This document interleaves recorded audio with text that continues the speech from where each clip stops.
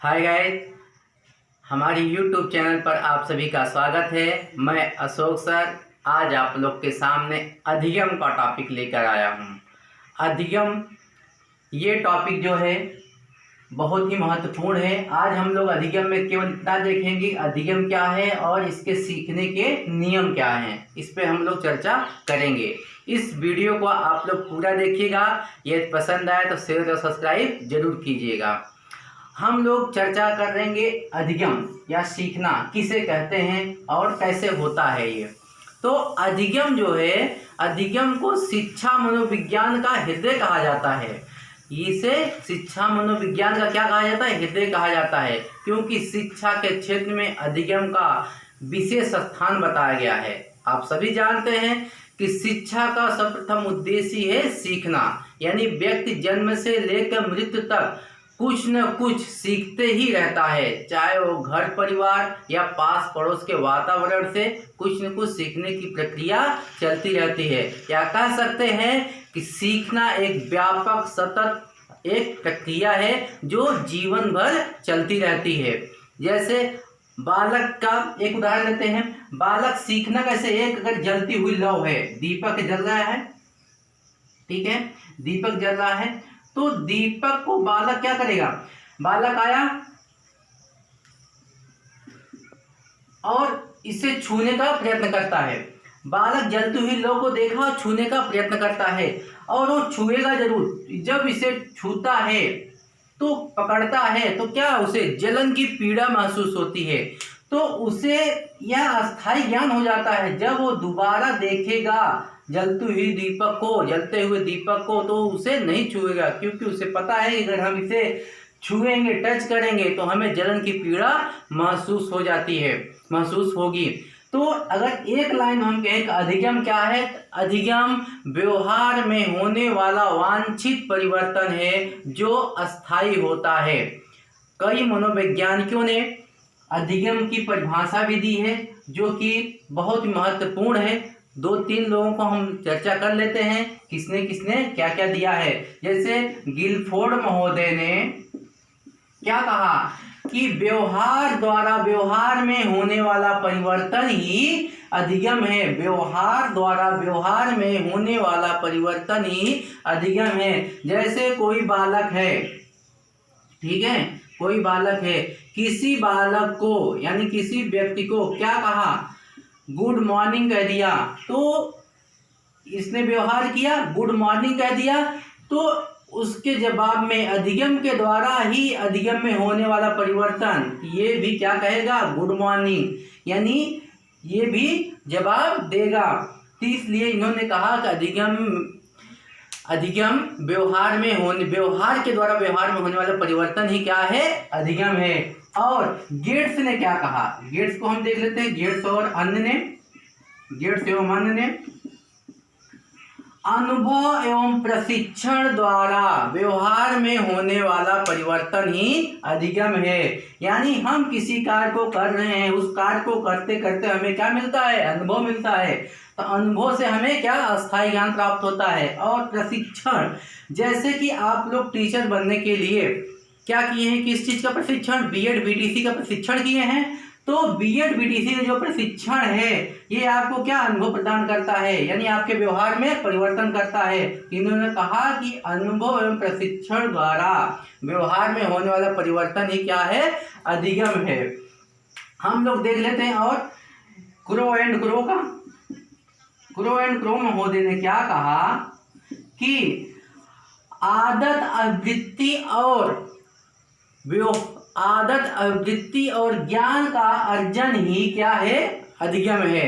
ये अनेक प्रकार के मनोवैज्ञानिकों ने कहा है। जैसे अब वुडवर्थ ने कह दिया कि अधिगम क्या है? विकास की एक प्रक्रिया है। अधिगम क्या है? विकास की एक प्रक्रिया है जो नवीन ज्ञान और नवीन आवृत्तियों का अर्जन करती है। यानी नवीन ज्ञान और नवीन आवृत्तियों का अर्जन करना ही क्या है? अधिगम है। ये सब मनोवैज्ञानिकों ने जो दिया ये बहुत ही महत्वपूर्ण और विशेष है। इनको आपको याद भी रखना है। कभी कभी ये इनकी डिफिनेशन देके पूछी जाती है किस किस मनोवैज्ञानिक ने ये परिभाषा दी है। तो हम लोग अब देखेंगे कि अधिगम के सीखने के नियम। सीखने के नियम इसको किसने दिया है? व्यवहारवादी मनोवैज्ञानिक, अमेरिकन मनोवैज्ञानिक एडवर्ड थॉर्नडाइक ने सीखने के नियम दिए हैं। जो प्रमुख नियम दिए हैं 3 दिए हैं, गौड़ नियम 5 दिए हैं। तो हम लोग पहले चर्चा करते हैं प्रमुख नियम। टेट के एग्जाम में अक्सर ऐसा पूछा जाता है कि जो इन्होंने नियम दिया एक और नियम दे देगा, बोलेगा सीखने का कौन सा नियम नहीं है। तत्परता का नियम, अभ्यास का नियम, प्रभाव का नियम, एक कोई और रहेगा तो और नहीं है। तो हम लोग चर्चा करेंगे। पहले हम देखें इनका जो प्रमुख नियम है। तत्परता का नियम पहला देखेंगे, लॉ ऑफ रेडीनेस। तो इस पे देखेंगे, यानी जब कोई बालक किसी कार्य को करने के लिए शारीरिक और मानसिक रूप से तत्पर रहेगा तो उस कार्य को शीघ्र ही सीख जाएगा। यदि वो शारीरिक और मानसिक रूप से उस कार्य को करने के लिए तत्पर नहीं है तो वह कार्य नहीं सीख पाएगा। जैसे कि आप लोगों ने सुना होगा कि घोड़े को पानी पीने के लिए तालाब तक तो ले जा सकता है, लेकिन उसे पानी पीने के लिए बाध्य नहीं किया जा सकता है। और यही कारण है कि जैसे हम सीखना चाहेंगे तो सीखेंगे, अगर हम नहीं चाहेंगे तो हम नहीं सीख पाएंगे। तो ये नियम आधारित है इस पे कि अगर कोई बालक सीखने के लिए तत्पर नहीं, किसी कार्य को करने के लिए तत्पर नहीं है तो वह सीख नहीं पाएगा। अगर वो तत्पर है तो जल्दी से सीख जाएगा। अब ये नियम कहाँ पर प्रयोग होता है? सी-टेट के एग्जाम में इस ढंग का प्रश्न बनता है कि इस नियम का प्रयोग कहाँ किया जाता है। जैसे कक्षा में अध्यापक जाते हैं तो क्या करते हैं, उनके रुचि और उनका ध्यान जागृत करना, ठीक है, उनके रुचियों को जागृत करना, उनका ध्यान जागृत करना और उनके जिज्ञासा प्रवृत्ति में बढ़ावा देना। ये कहाँ? तत्परता के नियम पर लागू होता है। अब हम लोग चर्चा करेंगे अभ्यास का नियम, लॉ ऑफ एक्सरसाइज। कहा जाता है कि अभ्यास मनुष्य को दक्ष बनाता है। यानी जिस क्रिया को बार बार करने से, कोई क्रिया है हम उसे बार बार करते हैं तो हमारा ज्ञान जो होता है क्या हो, अस्थायी हो जाता है, हम अच्छी तरीके से सीख जाते हैं। और यदि हम किसी क्रिया को बार बार नहीं करते तो उसे भूल जाते हैं। इसलिए इसे उपयोग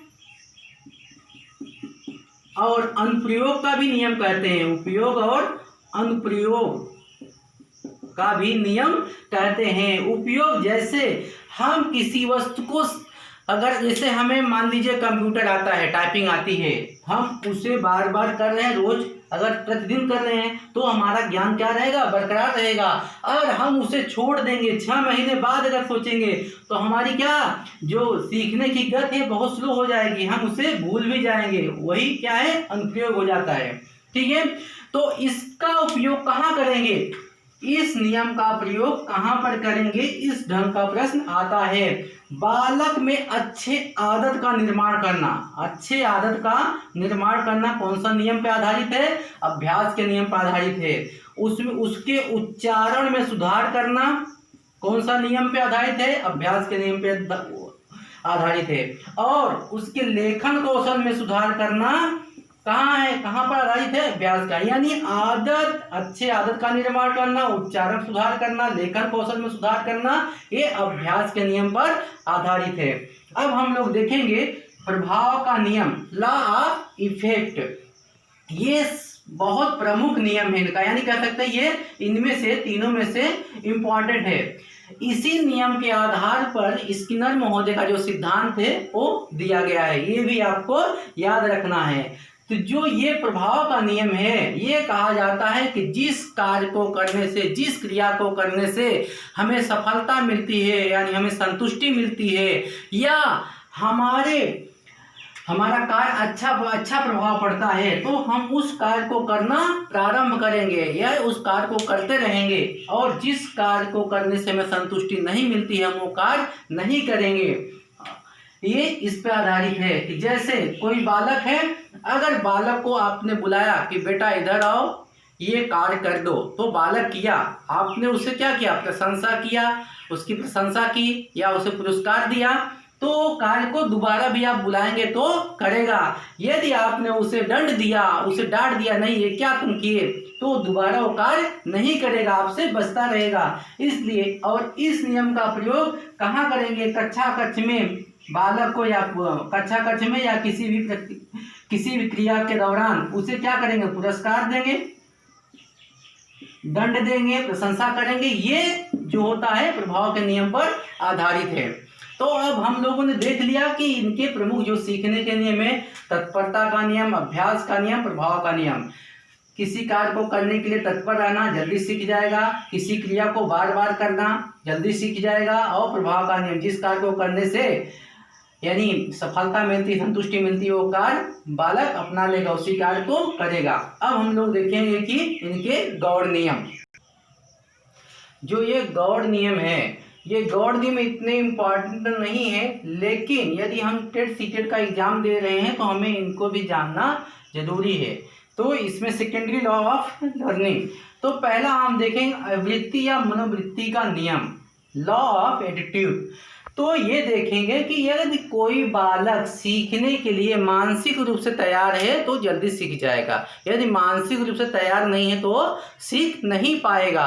या कह सकते हैं कि वो अपनी सोच को सकारात्मक रखता है तो वो सीख जाएगा, अगर वो अपनी सोच को सकारात्मक नहीं रखता है तो नहीं सीख जाएगा। यानी जैसे कि घर से किसी बालक को प्रेशर देके भेज दिया जाए कि जाओ विद्यालय, कोचिंग, आप जाओ वहाँ पढ़ो। यदि बालक अपनी सोच शिक्षा के लिए सही नहीं रखता है, पढ़ने में रुचि नहीं रखता है, नहीं ध्यान देता है, तो नहीं सीख पाएगा, चाहे वो कोई भी सिखाए। इसी प्रकार का ये नियम है। और अगला नियम देखेंगे कि बहु अनुक्रिया का नियम, यानी लॉ ऑफ मल्टीपल रिस्पॉन्स।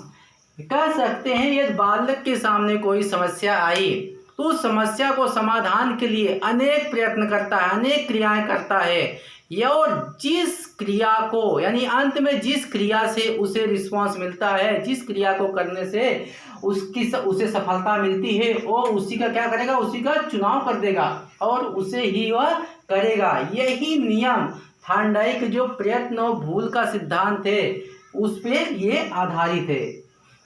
और हम देखेंगे अब आंशिक क्रिया का नियम, लॉ ऑफ पार्शियल एक्टिविटीज, यानी इसका जस्ट अपोजिट है। यानी किसी समस्या को समाधान करने के लिए बालक कई क्रियाएं न करके बल्कि उस समस्या में छोटे छोटे बिंदुओं को एकत्रित करेगा, उसे अलग अलग भाग में डिवाइड करेगा और उससे तब अंश से पूर्ण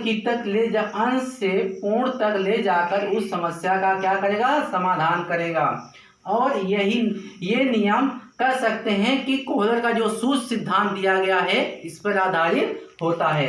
अब हम लोग देखेंगे सादृश्यीकरण का नियम, लॉ ऑफ एनालॉजी, यानी कह सकते हैं कि जैसे बालक के सामने उसे मान लीजिए प्रतिशत का सवाल आता है, मैथ में प्रतिशत का सवाल आता है, उसके सामने कोई दूसरा प्रश्न दे दिया गया प्रतिशत का, तो पूर्ण अनुभव के आधार पर उस समस्या का समाधान कर देगा वो। यही है सादृश्यीकरण का नियम।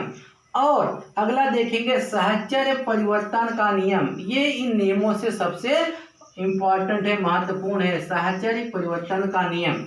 देखा थार्नडाइक महोदय ने जो बिल्ली पर प्रयोग किया, तो उन्होंने क्या किया था, मछली के टुकड़े को कुछ ऊंचाई पे टांग दिया और बिल्ली को स्टैंड अप कहा, बिल्ली को क्या कहा, स्टैंड अप कहा।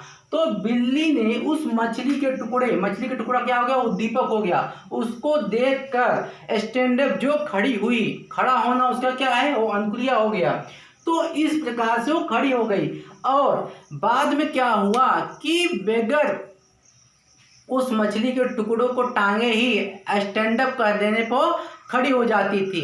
तो वही हुआ कि यानी कह सकते हैं कि दो उद्दीपकों में साहचर्य स्थापित होने पर एक उद्दीपक के प्रति होने वाली अनुक्रिया दूसरे उद्दीपक में भी होने लगती है। यही है साहचर्य परिवर्तन का नियम। हम लोगों ने आज देखा कि अधिगम क्या है, अधिगम के प्रमुख नियम जो दिए हैं वो क्या है, प्रमुख नियम देखे और गौड़ नियम देखे। और अब हम लोग अगले वीडियो में चर्चा करेंगे अधिगम के सिद्धांत के ऊपर। तब तक के लिए धन्यवाद।